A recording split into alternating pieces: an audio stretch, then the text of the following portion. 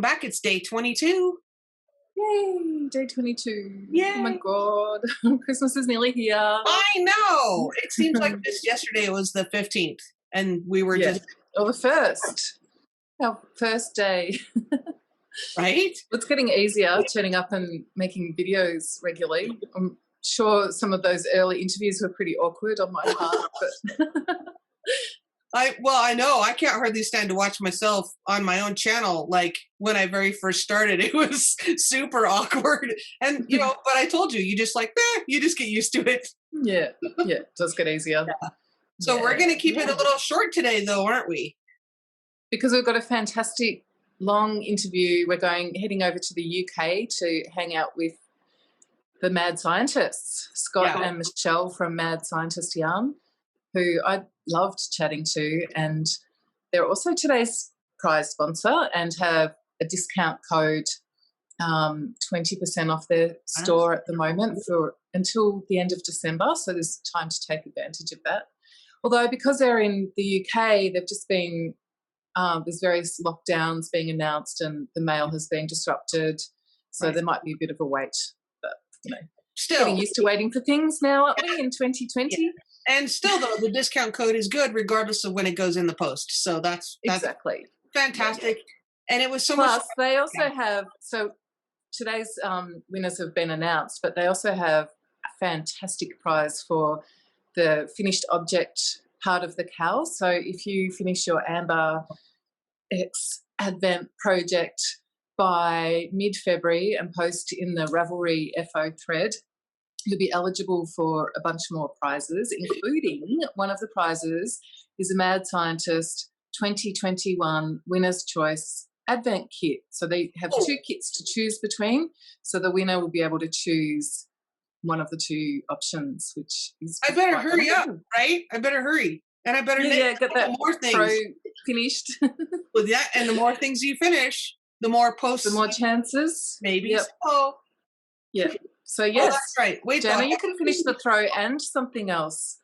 Maybe. If I get the rest of my whips done first, right? You 12. Have you ticked any off the 12 list yet? The slippers? No, but I found another one. Oh, so you got 13. I'm down to 1. Here's my one whip. You finished the sweater. I finished it. I saw your Instagram where you said you had a half a sleeve left, and I reposted that, and I did the hashtag, and I was like, that's I'm excited for that pattern to come out. Oh, good. Well, maybe you can test it if you're keen. Oh, one of the testers. Yeah. I'd like to knit another one in a fade, so I'm thinking about. That's what I was just thinking. Leftovers, yeah. Well, no. Look what I have. Did I show you this? This is still on my desk because I haven't decided where to put it. Because it came in this long tube thing. Look. Oh, wow. Look at the colors. That's amazing. Is that 25 colors? Is that like an Advent kit? No, it's 21 ounce mini skeins. Each one is fingering weight and they're 128 yards each. So the total is 2560. Wow. And it's you can make something really big with that. Yeah, it's by Wonderland Yarns, and the kit was called So Fond of Rainbows. And I saw it, and it was like 30% off, and I couldn't help it. That's pretty special. So it could be a sweater. Yeah, definitely. I don't know. You could make a nice long one with that yardage. Yeah. I don't know.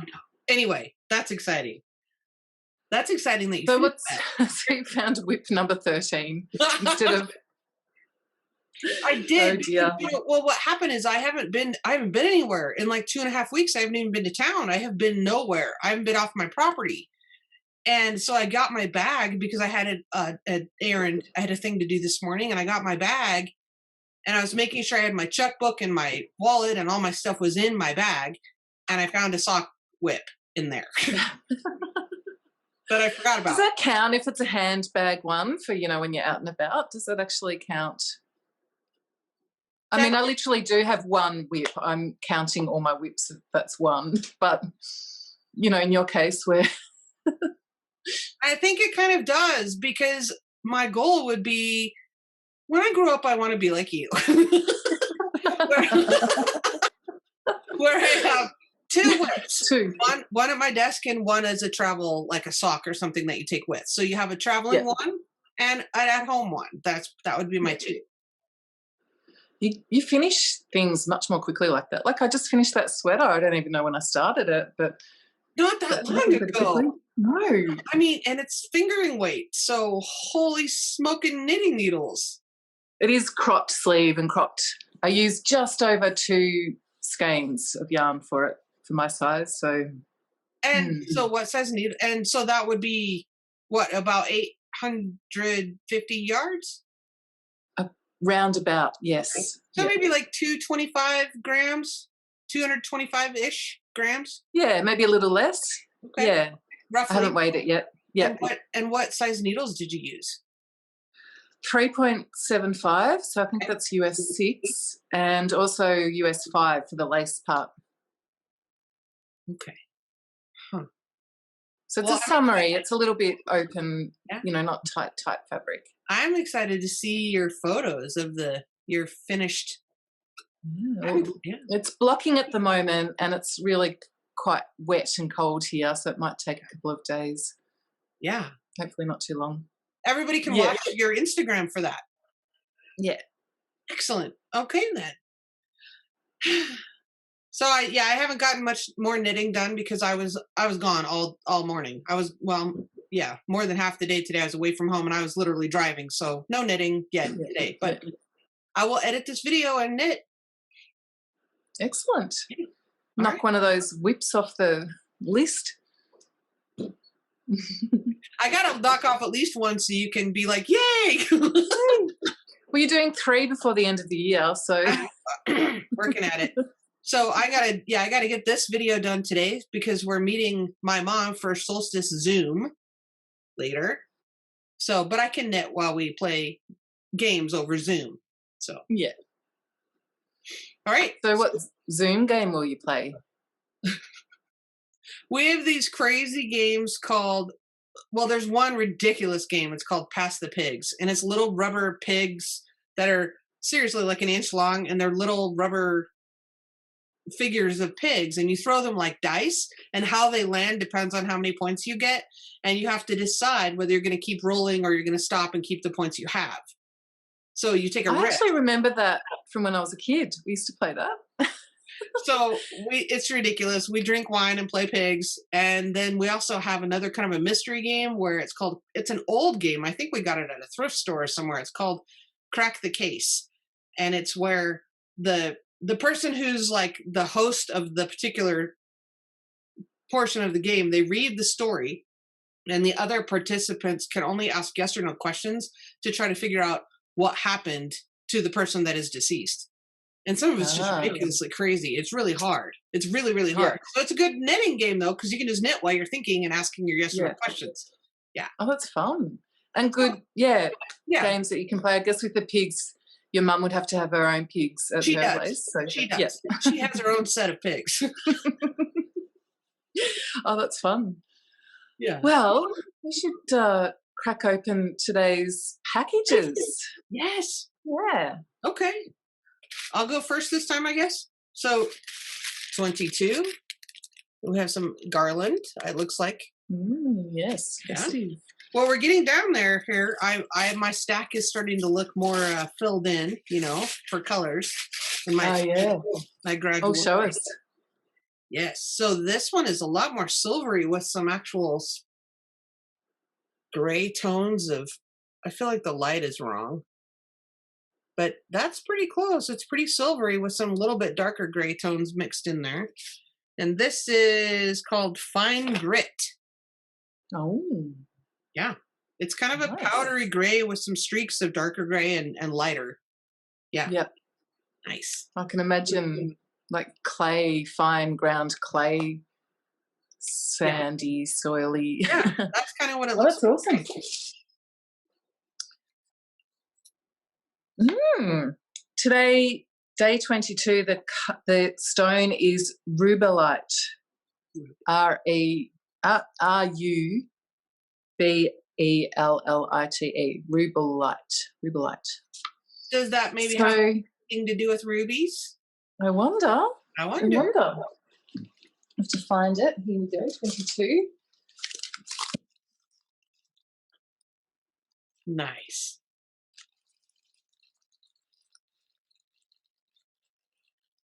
Look at that.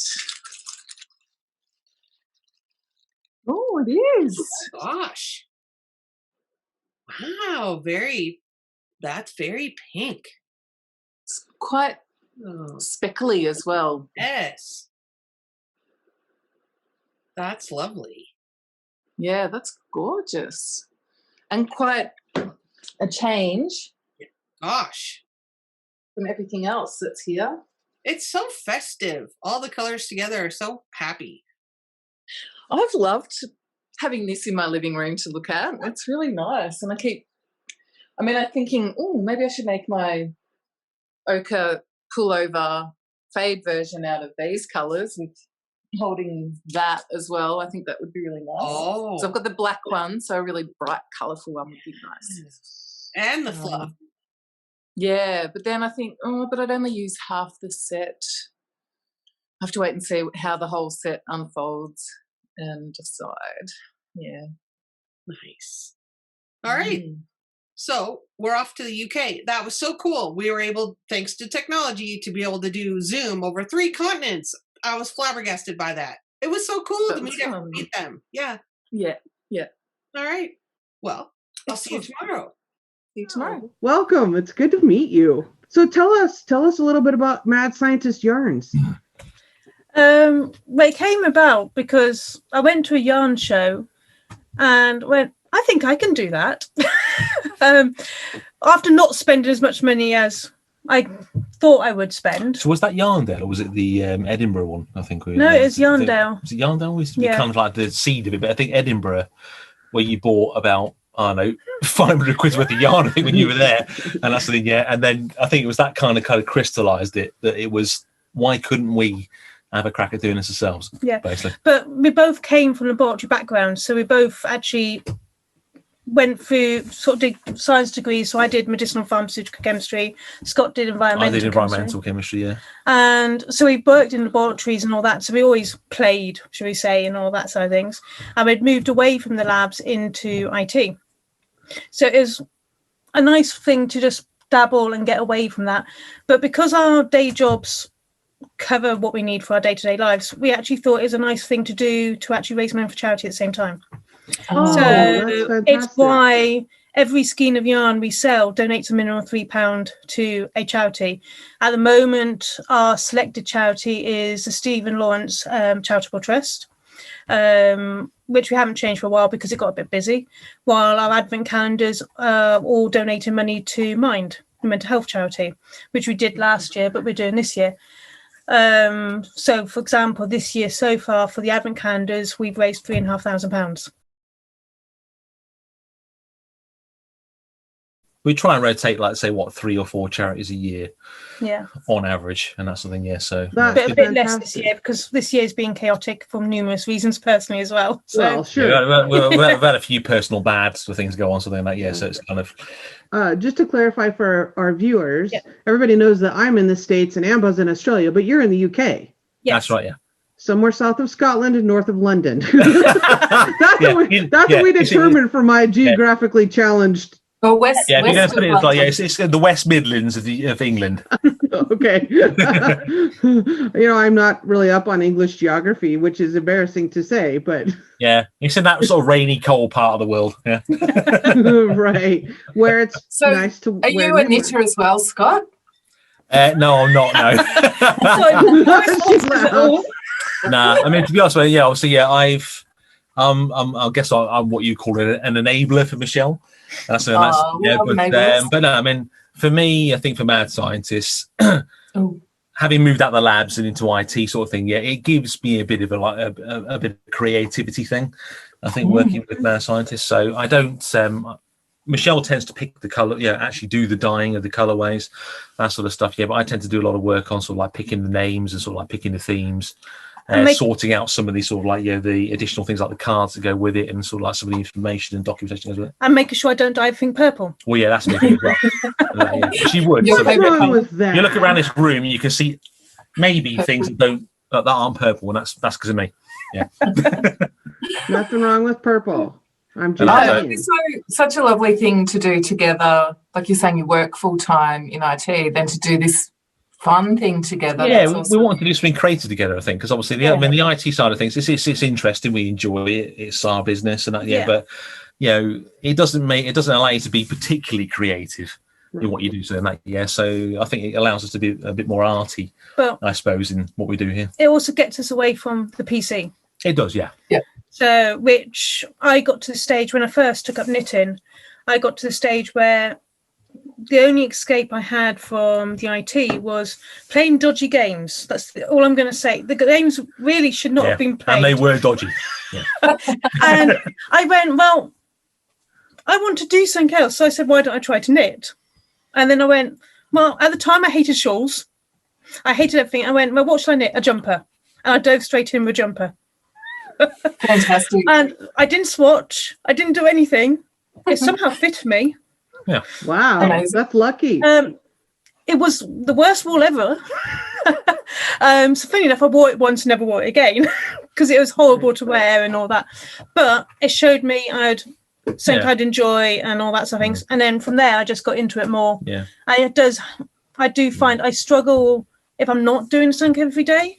Yeah. And we've had periods recently where I haven't had the time, and that's just obviously been horrendous. That's just because I haven't got my escape. Yeah, I think you were a natural. I think initially, it was like a duck to water taking to it really, in the end, and that's so. And my bank balance can attest to that now. The yarn habit. So you said that you went to an event and there was lots of the Yarndale yarn, but you couldn't quite find the yarn that you wanted still. So that's what inspired you to dye. Yeah, I think so. You walk. It's a massive venue. You walk around sort of thing. We found maybe 3 or 4 stalls, and that we could find yarn that kind of it wasn't all you really liked. I suppose. Yeah, there was usually because obviously I like purple. There's only so many shades of purple you can buy. Yeah, you like colourful yarn, don't you? Yeah, well, so. But it was the thing that there was some I wanted to buy and I had limited funds, but there's also the thing there's some they weren't quite right, and that got me into it as well. It's like, well, if I want to make something for myself to wear or anything like that, I want the right yarn. Yeah, and if I can't find it in the show, but I need to do it myself. You often saw colourways, where it was almost what you wanted, but not quite. Yeah, and that's the thing. You're sort of thinking, well, it wouldn't take that much to sort of re-engineer that slightly and get it how you want. Yeah, as well.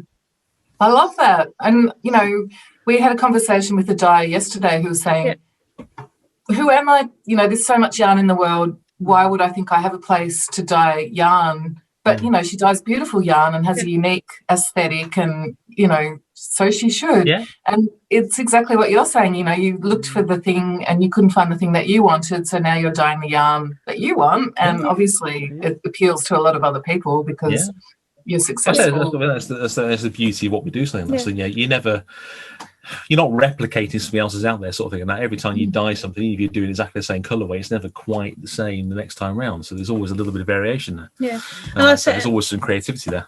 One of the popular ones we had was a pure accident. It took me 3 months to reproduce it.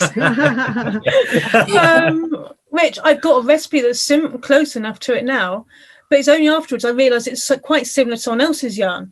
But I never saw hers until afterwards. Right. But you're like going, wow, I can't believe we made something so similar. And I bet our recipes are so completely different to get to something so similar. And then obviously when it's knit up, you'll probably see the differences. But obviously it's one of those initially you're just going. Yeah, there's lots of ways of getting to sort of similar kind of sort of colours or similar kind of. So how long ago did you start this? How long ago was that? Mad Scientist started 2 years ago, September. Yeah, September 2018. Yeah. Well, you've been busy since then because you've done 2 years of advent. I did an advent the very first year. Yeah, I think we sold 12 the first year because it was so late doing it and that sort of thing. Yeah, and then the last couple of years it's been 100 plus in it, so we've done well. So the first year I had a friend to ask me if I'd dye an advent calendar, and I went, "Yeah, might as well." Yeah, we'll give it a go. And so I dyed literally. So that went on sale a week after we opened. We did that because a couple of people wanted it. Yeah. And yeah, so doing that first year, and obviously last year was about 100. I think in all told there'll be about 130 odd advent calendars going out this year. And that's a lot of work too, isn't and it? then Yeah, project bags and all that on Yeah. top of that as well. I mean, we had obviously like a bit of a family tragedy back in August or something like so we didn't quite get into doing the advents as soon as we'd like, and like yes, it's been heavy work to get them all out on time And do the day job. but we got there in the end, so obviously we're proud of what's gone out, and I think we've improved sort of year on year, which is obviously pleasing for us. Things like that. We feel like with what we're sending out this time around has got a bit more of a I would say professional edge, something like but it feels a bit more refined, I think, than what we did the previous year, something a bit more into it than last time round. No, I just made him do more work. We asked you. That's normal, yeah. And what you do is so exciting too, because you're taking chemistry and turning that into colorways, which is I just really love what you're doing there. Tell us more about that. Well, the science side of things, because we're scientists, we sort of said we had to. And like I said, we just changed between all the sciences. But with that side of things, Scott is the one who decides which theme we're going to do and sort of decides what colours it should be, and then tells me. And he might say vanilla and it becomes neon yellow. But we'll pretend that one doesn't happen. Well, yeah, I say it's inspiration. So there's artistic licenses. That's fine. Yeah. But no, we're sort of sticking with what we know. So we are scientists, so it makes sense for us to draw from that sort of theme. Yes, we specialised in chemistries and different types, but there's so much science out in the world that it's easy enough to pick something forever, to be honest. Yeah. So yeah, we have found in I think it's like some of the shows we've done so far. So then that even some of the sort of like young men who've got into it and that sort of thing have found it sort of like quite refreshing to come into sort of the stall and that sort of thing and sort of see something that isn't. It's kind of unisex in the sense of it's not. We've had too that feminine. feminine. It's sort of like kind of like the fact they can just sort of get in sort of like get some science themed stuff. But it's like that with the project bags, because being honest, there's never going to be flowery project bags because we're going with the science theme. And unless it's a biology thing. Yeah, but it's because it's all science thing. It's made unisex naturally because the theme is unisex. Right. And therefore that gives that appeal that it's been kind of nice sort of seeing some sort of like some men come in that sort of actually buy some stuff out there as well. So it's felt kind of very inclusive. Well, and I'm sure that they, when they see you and the booth as well, Scott, they're like, oh, well, there's a dude, I can go in there. Well, yeah, I guess it kind of helps something. That's what it is. I mean, obviously, they know straight away when they ask. I'm not a knitter. That's but the fact I'm willing to be there and I'm kind of enthused about it and getting involved with that. Obviously is it's kind of a bit of a different angle than some. You might learn to knit though. You might be sitting there next to your knitting while you're at the show. I might be. That's not going to happen. Yeah, I've even tried to crochet with him. I can't crochet anyway, but I've tried to encourage crocheting. Yeah. I've even got a sock knitting machine he won't use. And all he's got to do is crank it. Yeah, no, I paint models or I play cricket, one of those two. So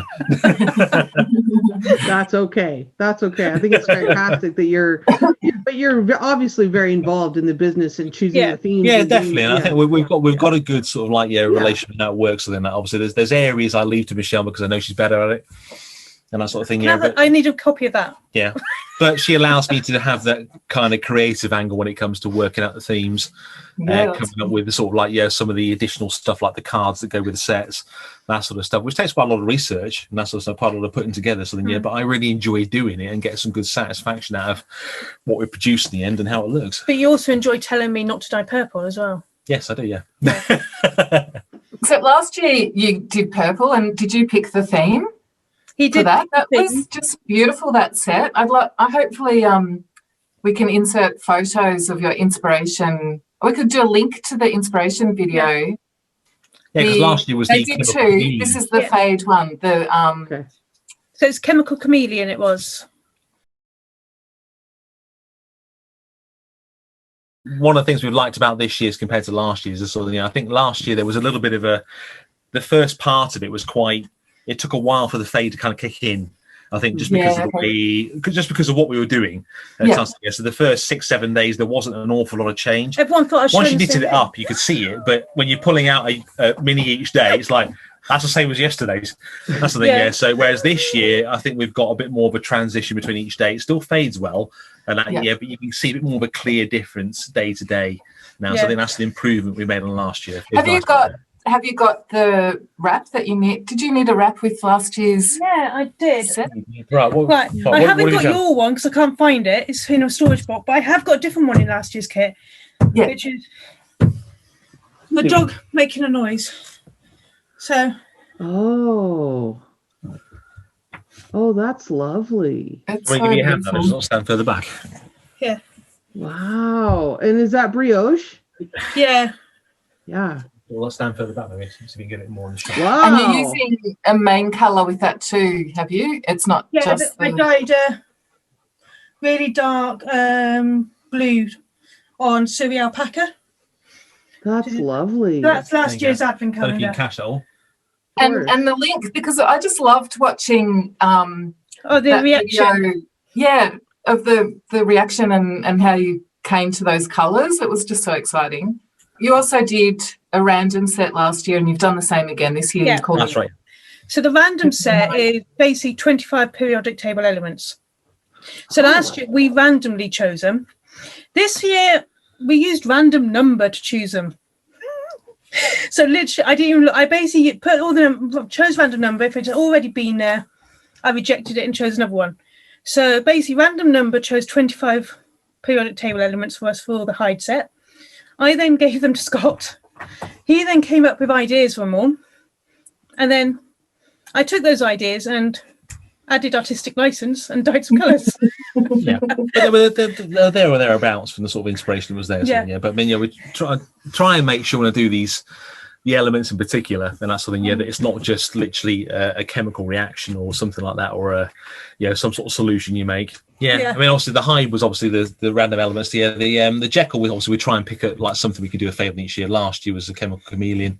This year we did it on basically sort of like star colours, really, sort of like blue to red stars, and that sort of fade between them as you sort of go through the sort of spectrum of stars. You get this. This is this year's.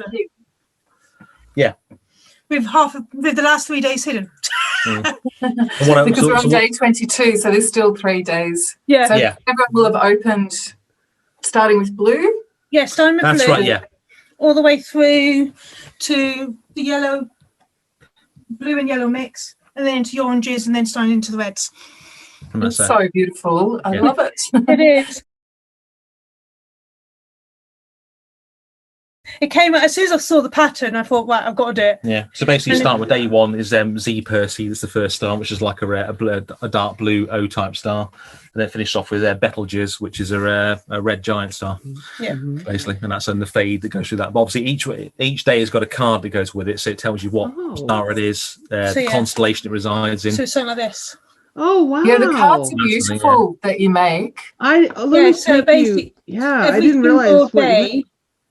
So every single day in the Jekyll, we have one of these cards saying what the star is. So that's the name of the colourway and some information on it. That's cool. You want to make it educational, so it has things like spectral type, what the colour is, distance from Earth, whether there's planets around it, that kind of thing, and even nearby objects that are of interest, that sort of stuff as well. So I kind of like that aspect that we can do that along with the other ones, so they make it a bit educational at the same time as well. So there's a bit of interest as well. Yeah, that's fantastic. So everyone who aren't knitters who want these kits as well, because they're just So everyone who's got the Jekyll kit got a stack of cards like this, one for each day. While the Hyde one, they have a little card in with every single day. So. Excuse you got one there as an example? So in with the bags, because obviously we can't win the prize of that, we have a little card like this. Yeah. And that's in with the yarn. And this is actually twos. So that's praseodymium, that one is something. Yes, you got the element sort of like kind of the picture there, and then you got the inspiration, but that's basically what we use to sort of as inspiration for the colourway as well. Nice. So that's in with the bags, so we don't spoil the surprise of what colours they're going to get. While the other ones are outside because they knew the theme, so it didn't. They knew that is going to be a blue to red fade. They just didn't know exactly what it's going to be, so we left those outside. Yeah. So yeah. Well, earlier when you were talking about Scott making the cards, like I didn't know what you meant. I had no idea what you were. I was like, what do you mean he makes cards? I don't understand. Yeah, that's it. That's what I made. So yeah, 25. Now I get it. Now I understand. That's fantastic. That's brilliant. I love so that. So which are more popular? Do people want the fade or the random, or is it about fade? So I say this year it's 2/3 fade, 1/3 Hyde. So it sort of changes the split, but this last year was probably a bit more even, I think, out of the two. So then, but this year, they've definitely gone for the fade more. I think it might just be because I think astronomy or something like that kind of resonates easily with people, I think, as well. And so I'm not surprised that it's picked up quite well. I think it's something we've also done different this year. Is we purposefully have done crochet kits as well. So the one thing everyone would have found on the very first day of opening the kit, or those who opened them early, would have found that we actually included for the knitters a set of knitting needles, and for the crocheters a handmade crochet hook. Oh wow! And the crochet hook is actually following the theme of the astronomy one, so it's actually been dyed as a gradient. I'll tell you the name of the company we used afterwards because I can't say it because it's a longer name, so I always get it wrong. But it's handmade by a UK person who's also made little markers for the kits as well. Oh, wow. So as a knitter, I'd be delighted to find a crochet hook because I often use one for repairs and things. So it's good for the knitter too. Yeah.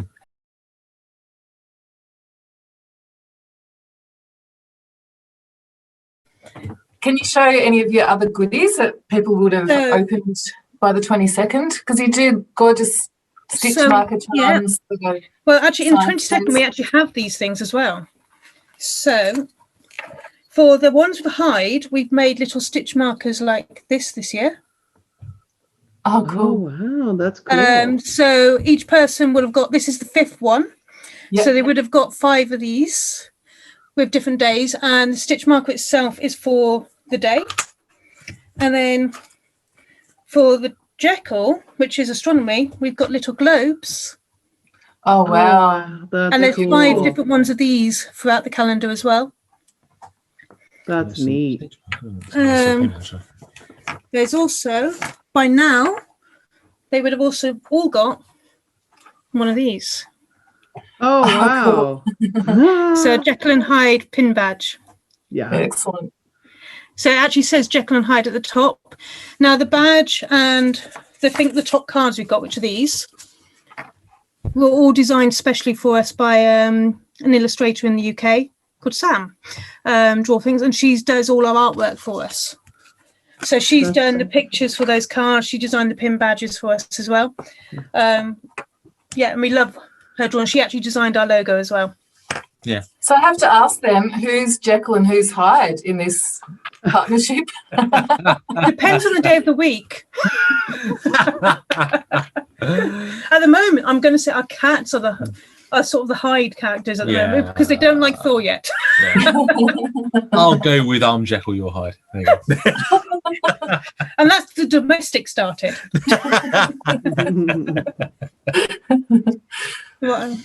No, I think out of the 2 sets, I think I probably got the most pleasure out of doing the cards and the research and putting the things together for the Jekyll kit, I think. And that took a lot more research and thought for me, I think, and a bit more inspiration, I think, than it did for the Hyde, because obviously we picked the elements.